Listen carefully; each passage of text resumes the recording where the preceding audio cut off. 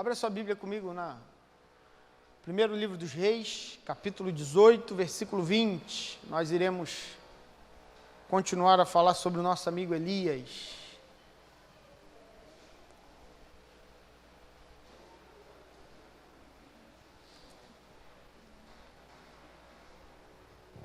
Primeiro livro dos Reis, capítulo 18, verso 20 ao verso 40. Gostaria que você prestasse muita atenção nessa história. Muita atenção nessa história. Enquanto nós iremos ler, preste bem atenção naquilo que nós estaremos falando aqui. Mesmo assentados, mas em reverência à palavra do nosso Deus,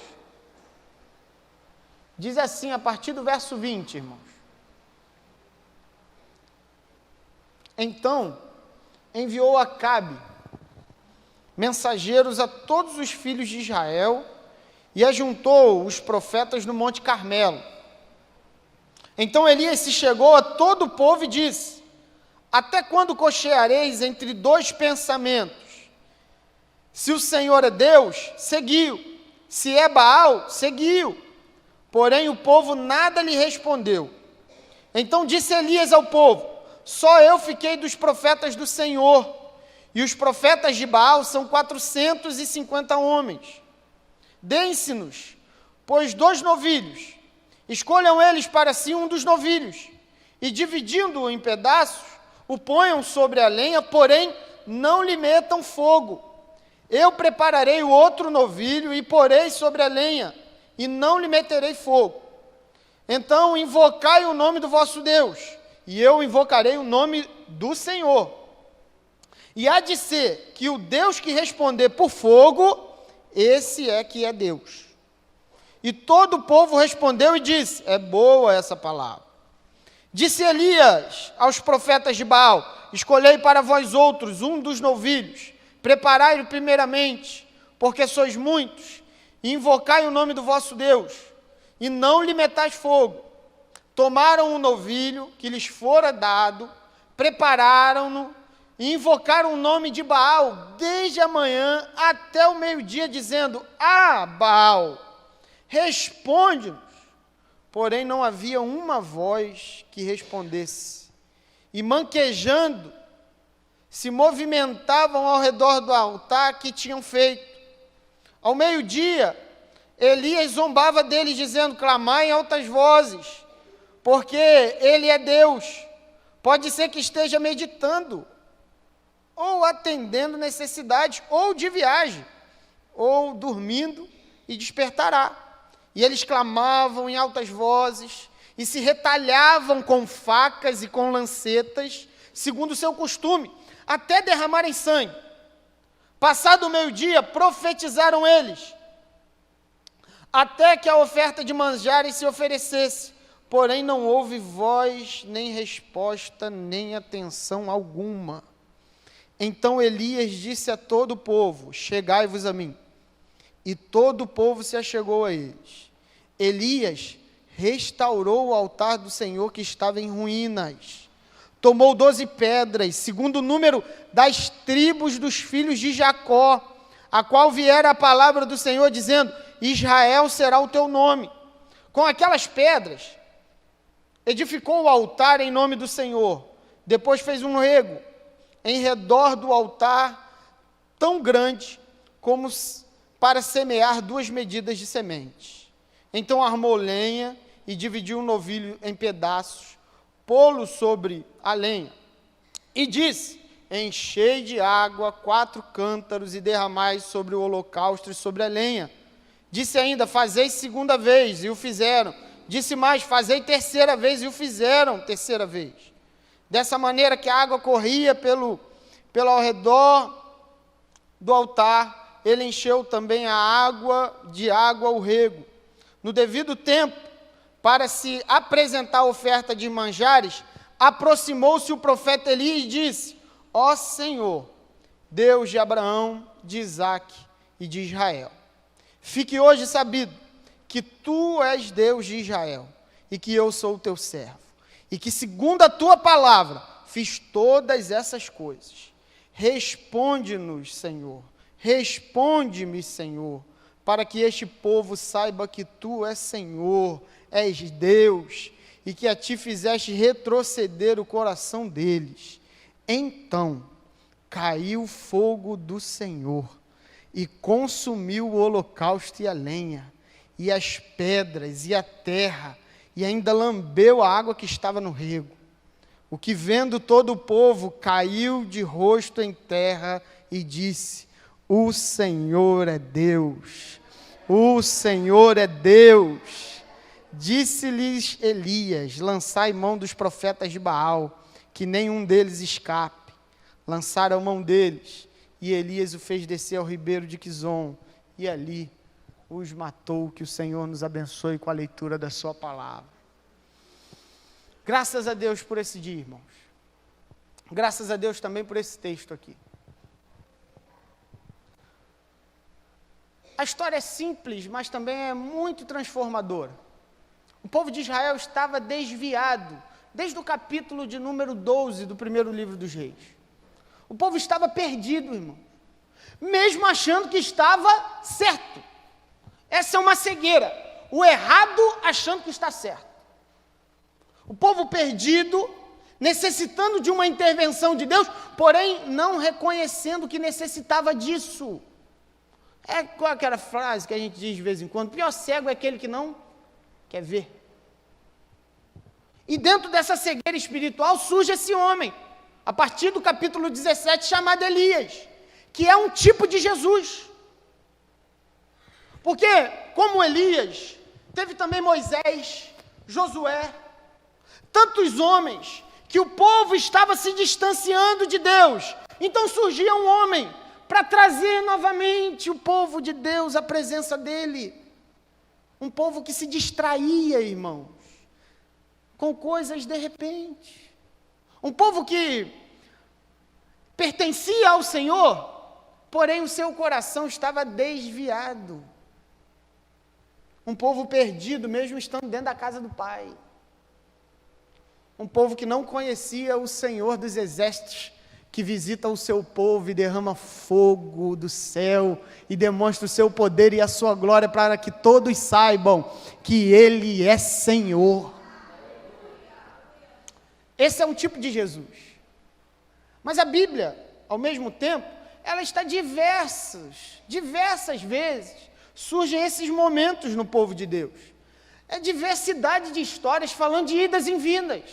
O povo de Deus, chamado da escravidão para a maravilhosa luz, de tempos em tempos se desviava, de tempos em tempos saía do caminho correto, de tempos em tempos encontrava-se distante de Deus, irmãos.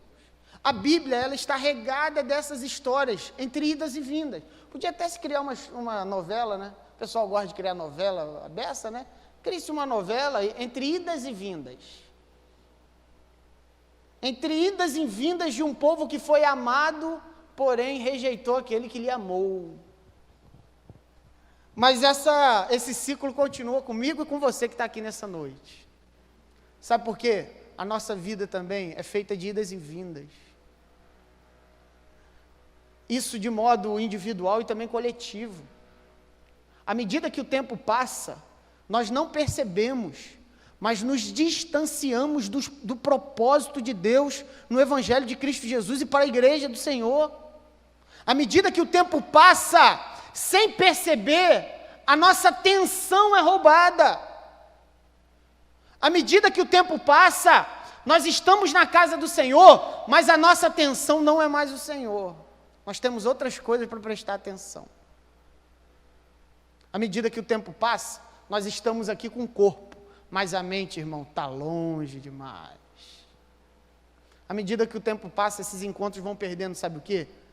A graça e o brilho de estar na presença do Todo-Poderoso. À medida que o tempo passa, a vida demonstra exatamente esses ciclos. Temos os nossos momentos de auge, mas também os nossos momentos onde nós não queremos saber de nada. Esse é o povo de Deus. Esse é o povo que se chama pelo nome de Deus. Uma hora dizendo não negaremos, outra hora simplesmente abandonaram todas as coisas. Então, é dentro desse contexto que surge Elias. É dentro desse contexto que nós, que estamos aqui nessa noite, vivemos, entre idas e vindas, entre estar e não estar, entre viver essa perigosa cegueira espiritual. Mas Deus é tão bondoso, Deus é tão gracioso, irmãos, que Ele não desiste do seu povo. Ele tinha tudo para nos negar, Ele tinha tudo para nos condenar, e Ele poderia nos condenar ao inferno. Ele tinha todo direito, e no inferno, nós ainda diríamos para Ele, o Senhor tem razão, Ele tem tudo para fazer isso, mas esse Deus não faz. Esse Deus não faz isso. Pelo contrário, Ele levanta homens e mulheres, e levantou o nosso Senhor Jesus Cristo para restaurar de uma vez por todas o coração do povo. Para restaurar de uma vez por todas o coração de um povo desviado, de um povo sem sentido, sem caminho, sem direcionamento. E aí surge esse perigo de não sabermos que estamos exatamente nesse momento de vida. E sabe que momento é esse? Quando as coisas vão de mal a pior. As nossas distrações, elas corrompem a nossa vida muitas vezes. E o nosso coração, meu irmão, enganoso mais do que todas as coisas, corrompido até o último segundo, nos distancia de Deus, porque as nossas opções são essas. Mas eu gostaria de dizer para você que você está no lugar certo. Mas para a gente mudar, a gente precisa reconhecer, irmãos. A gente precisa reconhecer que nos distanciamos dele. Senhor, distanciamos do Senhor.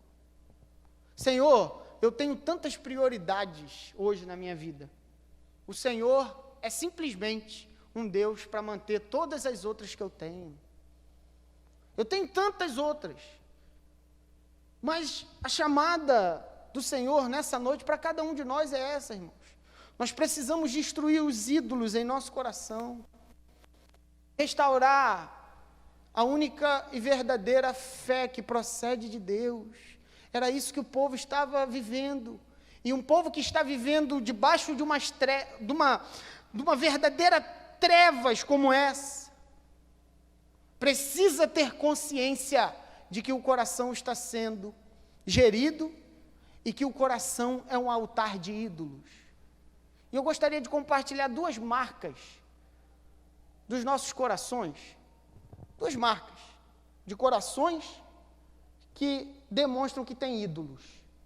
Talvez você esteja aqui hoje dizendo assim, mas eu não tenho ídolo nenhum no meu coração. O único que está sentado no meu coração é o Senhor Jesus Cristo. Irmão, é como eu disse no início, o pior cego é aquele que não quer ver. A cegueira espiritual às vezes é tão grande que a gente não tem capacidade de reconhecer que existem ídolos sim no nosso coração. E que eles sim precisam ser retirados, para que o único Rei e Senhor de todas as coisas se assente nele. E esse alguém é o Senhor Jesus Cristo. E aí, saber que tem ídolo no coração, saber como que eu consigo ter o diagnóstico de que o meu coração tem ídolos. Duas marcas. Primeira marca que Elias chama o povo a atenção. Inconstância. Inconstância é sinal de ídolo no coração, irmão. Sabe por que o profeta Elias diz aqui, ó, verso 21? Então Elias se chegou a todo o povo e disse, até quando cocheareis entre dois pensamentos? Se o Senhor é Deus, seguiu. Se Baal é, seguiu. Porém, eles não disseram nada. Sabe o que é cochear, irmão? Era um rito que tinha, que era muito tribal. Você já deve ter visto o Globo Repórter, aquelas entrevistas com as tribos indígenas, e vocês veem que eles têm um tipo de dança. Eu não vou dar esse prazer a vocês e dançar aqui, porque seria uma catástrofe. Mas a ideia do rito, da ideia de cocheareis entre dois pensamentos, Elias faz de propósito, dizendo, vocês ficam pulando de um pé para o outro. Quem já viu uma dança indígena, vê que eles utilizam muita dança. Eles pulam de um pé para o outro, eles pulam de um pensamento para o outro. Aí Elias pega esse ritual e diz, vocês estão assim. A vida diz, não é o meu coração, irmão. O meu coração e a minha visão, presta atenção, a minha visão sobre a minha vida, ela é deficiente. Eu não tenho condição de me enxergar corretamente, muito menos o outro, irmão. E a gente gosta de olhar para o outro. A gente sabe que o outro tem ídolo no coração. Então a gente olha para o outro, tem ídolo disso, aí sabe diagnosticar. Peritos. Porém o convite é ao contrário. Elias está dizendo, vocês, cada um, na sua vida, na sua particularidade, pensem sobre as suas inconstâncias. Porque onde há inconstância, há deuses no coração. Onde existe incapacidade de perseverança e constância, há deuses que estão dominando o coração. Quando eu quero muito e depois não quero nada. Quando eu quero muito e daqui a pouco, só de falar o nome, a minha mente é tomada de raiva e ódio. Inconstância era a marca do povo. Moisés, capítulo 32 de Êxodo, versículo 25 ao 35. Arão, como um tipo de Acabe, frouxo, nessa frouxidão, cede ao povo, vamos construir bezerros. Moisés morreu, vamos construir? Vamos lá. Fechou? Combinado. Construíram. Surge Moisés, até quando? Até quando essa inconstância? Deus tirou vocês do Egito, viram a mão poderosa estendida, mas isso não é suficiente. Sempre tem que ter algo mais para me prender. A minha lembrança da salvação nunca é suficiente. É porque tem ídolos em nossos corações, irmãos. Inconstância é marca de ídolos. Josué, no seu livro, no capítulo 24, versículo 15, com aquela curiosidade, ele diz, eu e a minha casa serviremos ao Senhor. Eu e a minha casa serviremos ao Senhor. E vocês, até quando ficarão? Entre idas e vindas, já disse a novela. Quando você vê nessa novela, direitos autorais. Entre idas e vindas. A inconstância está relacionada a esses ídolos que criamos no nosso coração, irmãos. Enquanto Deus nos ajuda a sustentar os ídolos, Ele é bom. Enquanto Deus nos ajuda a sustentar o trabalho, e nós oramos pelo nosso trabalho, né, irmão? Senhor, dai-me isso. Enquanto Deus sustenta aquilo que eu gosto, Ele é bom. Mas quando Ele deixa de sustentar os meus deuses, Ele é mau. Aí que demonstra-se a inconstância. Inconstância porque Deus não tem compromisso com aquelas coisas que nós achamos que nos são importantes. Deus não tem compromisso com as coisas que nós achamos que para nós são essenciais para viver. E glória a Deus por isso. Porque Ele não tem compromisso com os nossos deuses que nós criamos, irmãos. E a inconstância, primeiramente, nascem de corações que não sabem lidar com os bens que possuem e os bens que adquiriram.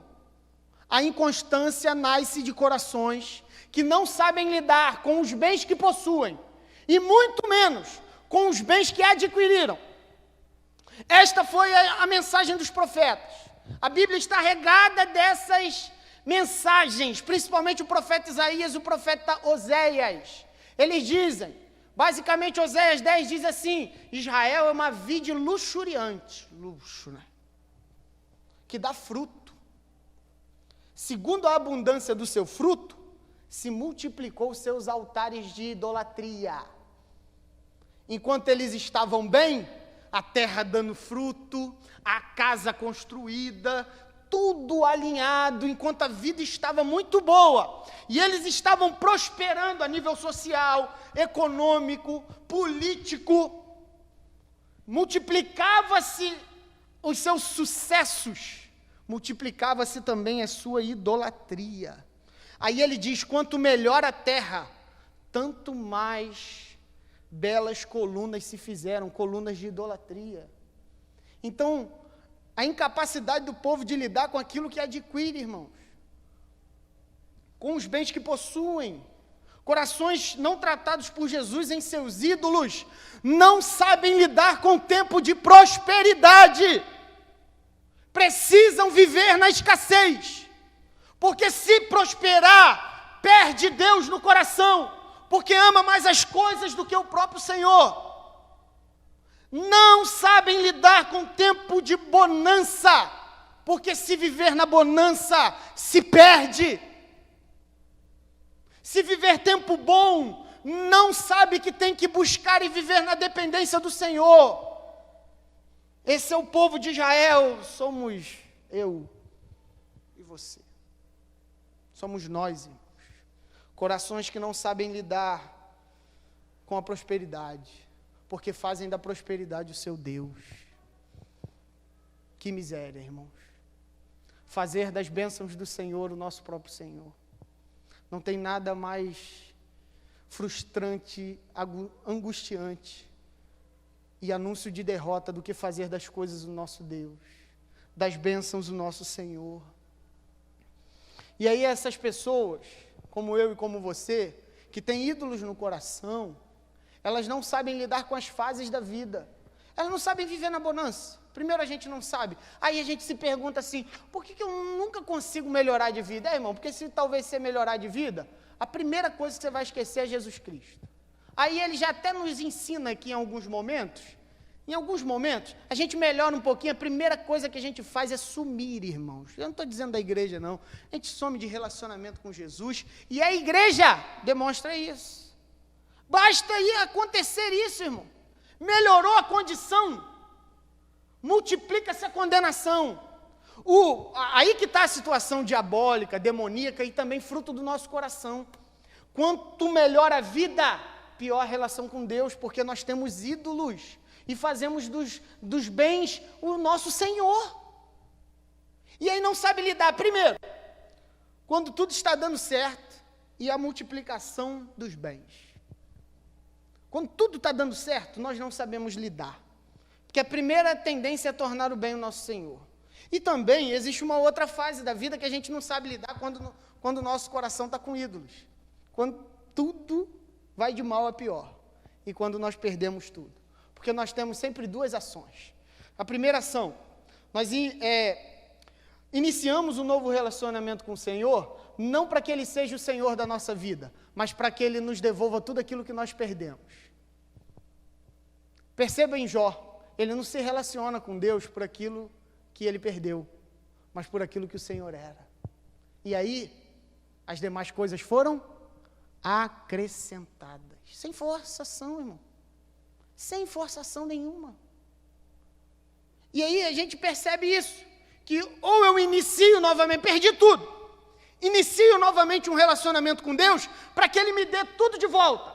Aí eu consigo tudo de volta. O que eu faço? Vou embora, irmão. Para que eu vou ficar com Deus, rapaz? Porque eu tenho ídolos. E Deus é um instrumento da conquista dos meus ídolos. Esse é o povo de Israel e somos nós, reunidos aqui nessa noite. E nós temos outra condição também. Que quando perdemos tudo, nos decepcionamos com Deus. A beleza de perder tudo, às vezes é essa, irmãos. Porque revela o conteúdo do nosso coração. Às vezes a gente precisa perder tudo para saber onde está o nosso coração, porque ali estará também o nosso tesouro. Às vezes a gente precisa perder tudo para saber que o nosso coração estava nas coisas e não no Senhor, que nos resgatou, que morreu em nosso lugar, irmãos, que pagou o preço pela nossa salvação, que ressuscitou ao terceiro dia para nossa justificação, para nos apresentar uma nova consciência de vida, para uma nova vida, para um novo ser, uma nova maneira de pertencer. E aí quando nós perdemos tudo, que é a situação de Acabe, perdeu tudo,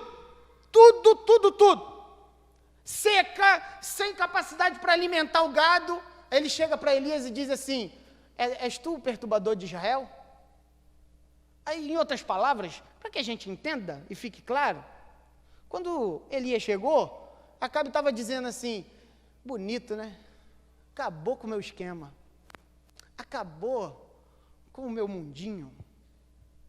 Aí, a imagem que nós temos de Deus está distorcida, como se Deus fosse um carrasco, alguém que quer nos prejudicar a todo momento, alguém que se opõe à nossa vida, porque eu perdi tudo.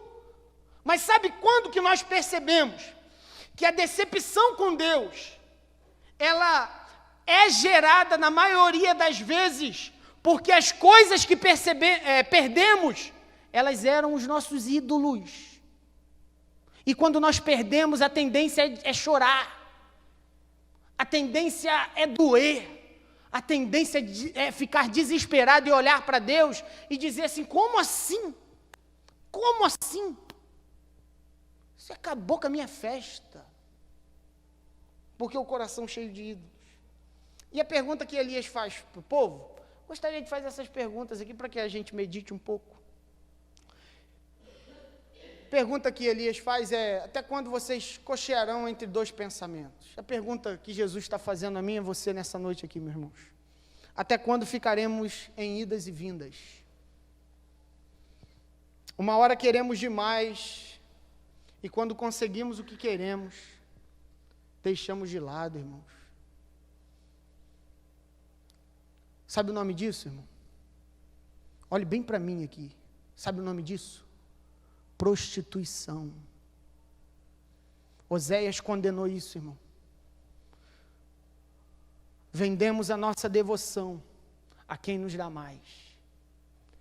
Vendemos o nosso coração para quem nos oferece mais.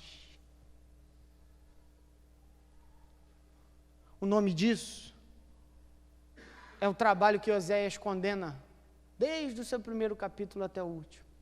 Por isso que ele casa-se com uma meretriz para dizer, está vendo como é o estado de vocês? E Deus continua atrás dessa meretriz, irmãos. Deus não desiste dela. E muitas vezes nós somos exatamente ela. Uma igreja que olha para Jesus só pelo que Ele pode dar, terrenamente e materialmente. Sendo que Ele já nos deu tudo que nós temos e somos. E o que seremos, irmãos. E o que seremos. Talvez você nem saiba hoje o que você vai ser daqui a 10 anos, mas Ele já proporcionou a você aquilo que você será. Mas a nossa relação é essa. Nós vendemos para quem dá mais. O nosso coração pertence mais às coisas do que realmente ao Senhor. Até quando as nossas prioridades estarão sujeitas às nossas conquistas? Até quando estaremos desejosos pelo melhor que a igreja oferece e pelo melhor que o mundo oferece? São as perguntas de Elias. Até quando alguém vai precisar me lembrar que eu estou priorizando as coisas erradas? Até quando estar na igreja é um sacrifício, não uma expressão de gratidão? Até quando, meu irmão e minha irmã, a igreja do nosso Senhor e Salvador Jesus Cristo sofrerá pela nossa falta de perseverança e de constância? Até quando? Até quando a minha profissão será o meu maior alvo, pois me rende dinheiro? E a minha vocação e os meus dons espirituais negligenciados, apagados, escondidos, enterrados, serão deixados de lado, porque não me rendem dinheiro, não me rendem aplauso, terreno, mas me rendem uma gloriosa esperança futura na vinda e na manifestação do nosso Senhor e Salvador Jesus Cristo. Pelo contrário, a nossa vocação nos rende dor, a vocação nos rende sofrimento, dores no corpo, porque se perseguiram o nosso Senhor. Se o nosso Senhor nos ensinou o sacrifício como estilo de vida, por que nós queremos lutar a nossa vida o tempo todo por coisas que não levaremos? Por que o nosso corpo se acaba por coisas que simplesmente ficarão e produzirão contenda para a família que ficar para distribuir esse bem. Porque, irmãos, até quando lutaremos por coisas que simplesmente se apagarão e ficarão aqui na memória como nada? E quando investir no reino de Deus é tão glorioso, porque os resultados são eternos. São eternos e ninguém rouba, ninguém tira. Por isso que ele diz, buscar em primeiro lugar o reino dos céus e a sua justiça. E essas demais coisas faz parte do show. Elas vão fazer parte da história. E a pergunta de Elias é essa, para mim e para você aqui nessa noite: até quando idas e vindas serão marcas na nossa vida, meu irmão? Até quando ir e vir, motivado ou não, será uma marca no nosso caráter? E a segunda marca que o texto nos ensina é que todos aqueles que sinceramente seguem a outros deuses precisam olhar com seriedade para a vida, porque a segunda marca é destruição. Você percebe no texto comigo como é que é a história? Elias dá o bezerro e diz: primeiro vocês, sacrifiquem aí, vocês. E eles pegam, sacrificam e começam a rodar até o meio-dia. E Elias começa a zombar deles, dizendo: talvez esse Deus Baal esteja dormindo. Ou então foi atender alguém no gabinete e acho que não vai aparecer hoje não. Aí esse Deus Baal, ele demonstra o seguinte, que existe uma proposta aqui. Esses homens começam a se talhar, não é isso que o texto diz? Eles começam a se cortar. Quer saber se tem ídolo na vida, irmão? E o texto está nos ensinando isso? É só observar se na nossa vida tem destruição, mas observar com seriedade, né? Porque a primeira atitude que nós temos é dizer que não faremos aquilo. E todo ídolo no coração tem exigências severas. Nós estaremos obedecendo ao jogo de alguém. Se o nosso ídolo for o dinheiro tem um jogo. Se o nosso ídolo for um filho, um neto, seja quem for, tem também um jogo. Porque todo ídolo no coração tem exigências. Nós precisamos obedecer ao ídolo. E esse ídolo tem um esquema, uma forma de ser mantido no nosso coração. O apóstolo Paulo disse isso em Romanos, capítulo 1, do verso 18 ao verso 32.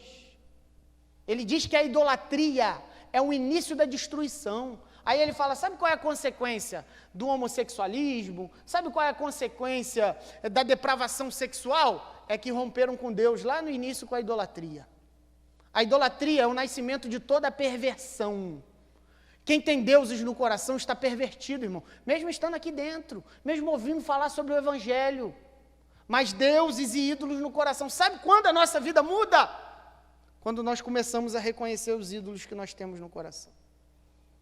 Ídolos que pertencem à nossa vida e que têm exigências. E, meu irmão, preste bem atenção no que eu vou dizer a você. As exigências dos ídolos são desumanas.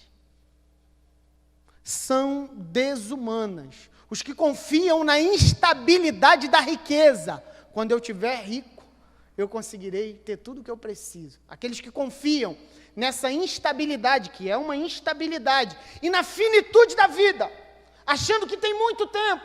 Por isso que Tiago vai dizer, não digam, amanhã comeremos e amanhã beberemos. Não diga nada disso. Não façam planos, de modo que vocês esqueçam que se o Senhor quiser, faremos isso, isso e aquilo. Talvez você estava na sua casa, ou no trabalho, ou no rádio, quando surgiu a notícia no dia 29 de agosto de 2016. Dia 29 de agosto de 2016, na Barra da Tijuca, especialmente no condomínio Pedra de Itaúna, uma catástrofe marcou muito a minha história particularmente. Eu estava no seminário nessa época, e eu assisti essa reportagem. Uma família cometeu suicídio no condomínio da Barra da Tijuca, Pedra de Itaúna, para quem conhece. A história é basicamente a seguinte: o pai tinha um emprego muito bom numa empresa muito boa, muito boa, muito boa. E ele deixou essa empresa achando que na instabilidade da riqueza conseguiria um melhor numa empresa inferior. E ele arriscou o emprego nessa empresa superior e arriscou tudo indo para essa empresa. E quando ele deu esse passo rumo à profissão, tudo deu errado e ele escreve uma carta. A esposa, com cortes profundos no pulso e no pescoço, os 2 filhos, um de 7 e um de 10, lançados pela janela juntamente com o pai. E ele dizia exatamente isso: perdi tudo que eu tinha. Lamentável, né, irmão? Uma família sendo destruída, simplesmente porque fizeram do dinheiro o seu Deus. Está vendo as exigências que o dinheiro faz com a gente? Pense aí no seu caso e no meu caso. Ele, ao que tudo indica, a esposa, primeiramente, cometeu suicídio e depois ele lançou os 2 filhos lindos, irmão. 2 crianças lindas, pela janela e depois se atirou. Que desespero é esse, irmão? Que desespero é esse que faz uma família ser destruída? Quanto mais nós precisamos desses deuses, mais eles falham. Eles não escutam a nossa voz, eles não escutam o nosso clamor, eles não ouvem a nossa angústia, eles não escutam o grito da nossa alma desesperada. Eles são coisas, eles não respondem, eles estão mortos. Nós que fizemos deles o nosso Deus. E aí o texto continua dizendo no verso 28, eles clamavam em altas vozes e se retalhavam com facas. A vida emocional, pense aí no seu caso, cada um de nós aqui, como está a sua vida emocional hoje? Como está a minha vida emocional hoje? E perceba que todo Deus tem exigências desumanas e prejudiciais. Esses deuses têm cobranças, irmãos. Tanto que para você ser alguém no mundo, você precisa entrar num ritmo desenfreado, louco, diabólico, maligno. Trabalhar até morrer. Senão eu não consigo ser o que eu quero. Porque nós entramos nesse ritmo, nessas cobranças. E esses deuses sugam o nosso tempo, a nossa força, e a gente coloca a esperança de que vai dar certo, né, irmão? Maldito o homem que confia no outro homem, e maldito o homem que confia na instabilidade da vida. Maldito o homem que olha e diz assim, é desse emprego que sairá, por último, o meu sustento e a minha vida, e eu vou viver por ele e para ele. Maldito o homem que confia nisso. Sabe por quê? Isso é instável. O prefeito esquece, irmão. O governador se atrapalha, a Lava Jato prende todo mundo e o dinheiro fica preso. Olha que coisa linda. É só para que a gente perceba de que essas cobranças destroem a nossa alma. Sabe por que o mal desse século é a vida emocional? Porque nós estamos cedendo às cobranças dos deuses desse século. E eles estão cobrando e nós estamos dando. Eles nos cobram e nós entregamos. Eles nos pedem e nós entregamos. Todo ídolo, irmão, que ocupa lugar de destaque em nosso coração, produzirá em nossa vida destruição. Nossa vida emocional está em frangalhos, porque as exigências são desumanas e acabam com a gente. Seja um filho, um bem conquistado, um relacionamento, seja um emprego, seja o dinheiro, todas elas possuem exigências. Todas elas possuem exigências. E quem confia nessas coisas, perece. E demonstra que tem ídolos no coração. E aí, que os altares que foram erguidos na minha e na sua vida, eles caiam em nome de Jesus. Amém, irmãos?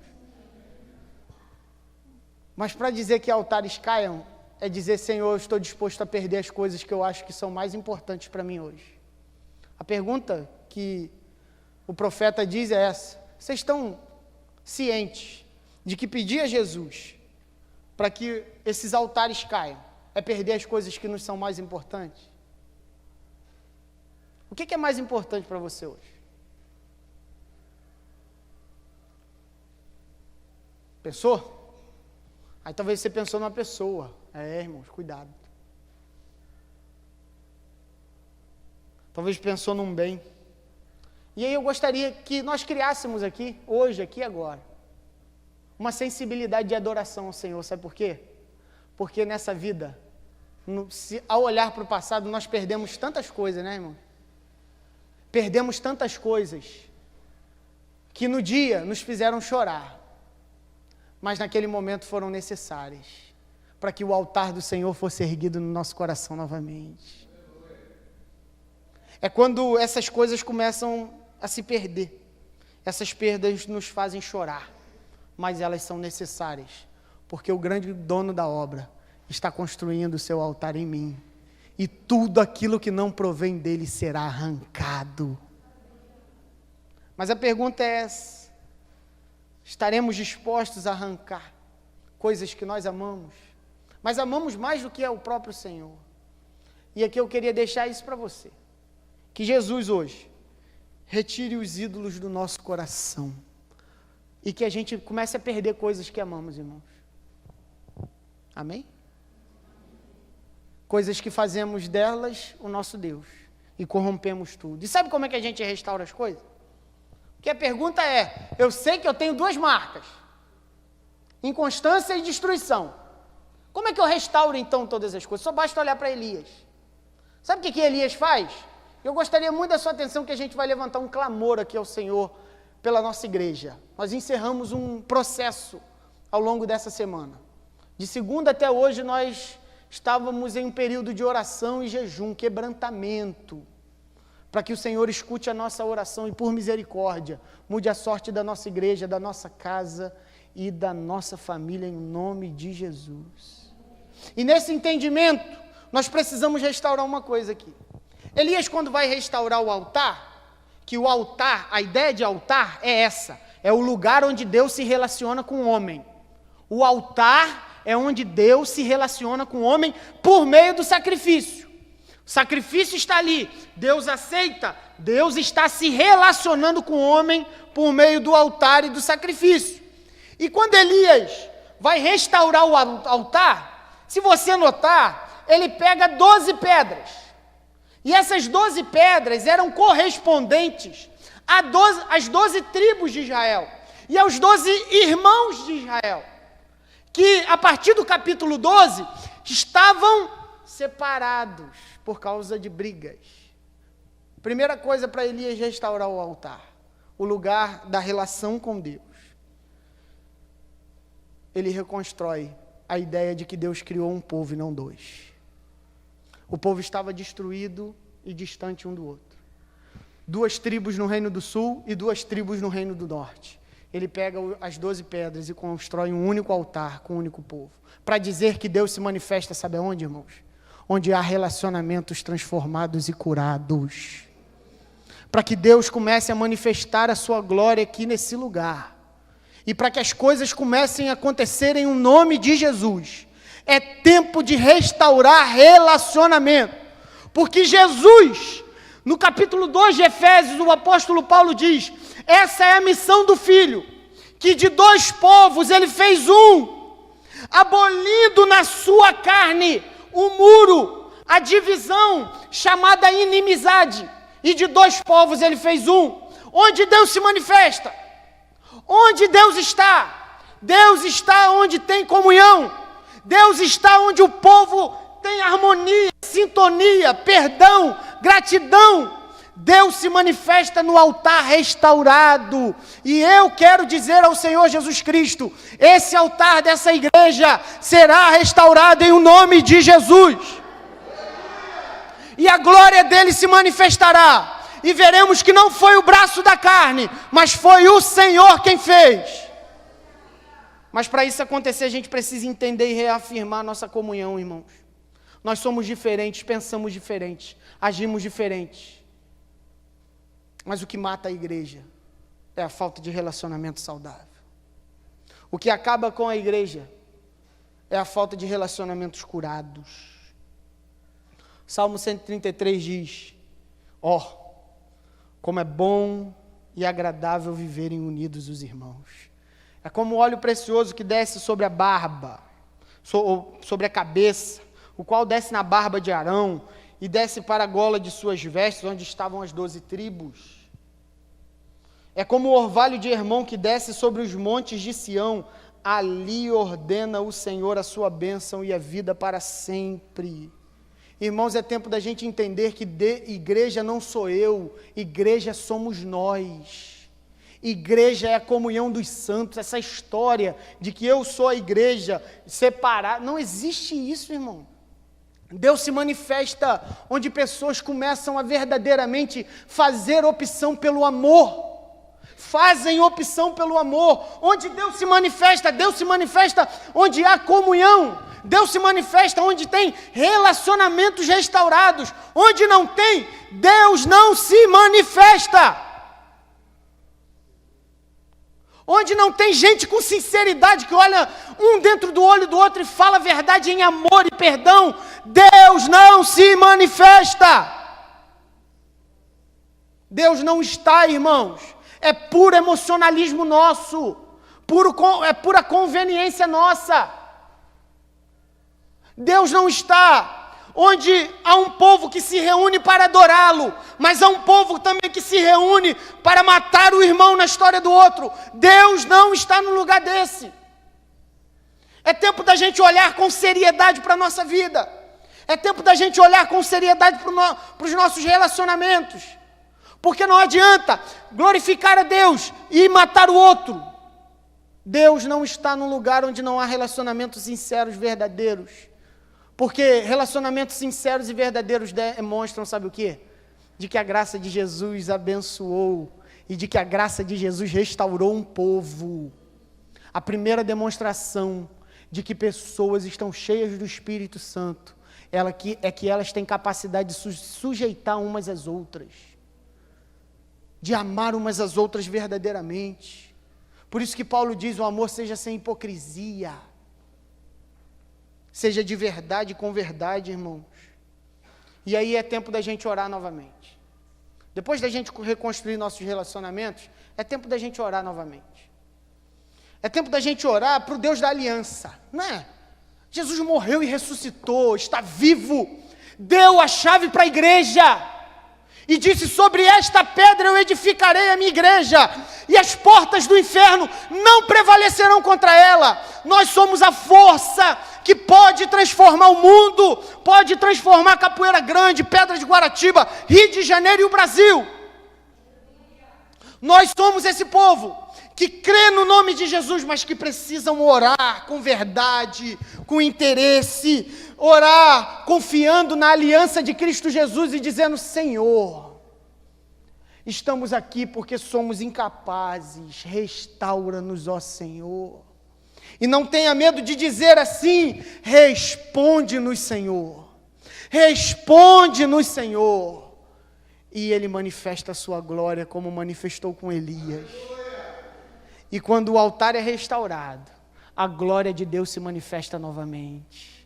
Quando o altar dos relacionamentos de 12, onde 12 tribos, 10 estavam para um lado e 2 para o outro, Ele está dizendo: eu sou um tipo de Jesus. Um tipo de Jesus que coloca todas as famílias no mesmo lugar e diz: onde tem manifestação da glória? Onde tem manifestação da glória? Onde as coisas começaram a ser restauradas para a glória do nome de Jesus. Nós somos a igreja de Cristo. É tempo da gente orar novamente e dizer: Senhor, nós estamos aqui cheios de debilidade. Tem misericórdia da gente. Tem compaixão de nós. E aí, irmãos, sinceramente, restaurando o altar, clamando novamente ao Deus da aliança, o nosso Senhor e Salvador Jesus Cristo. Sabe qual é o resultado disso?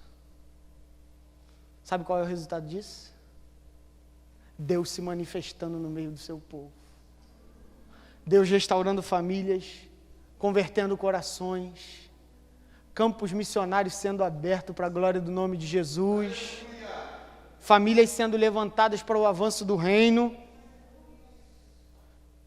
e Deus manifestando a sua glória.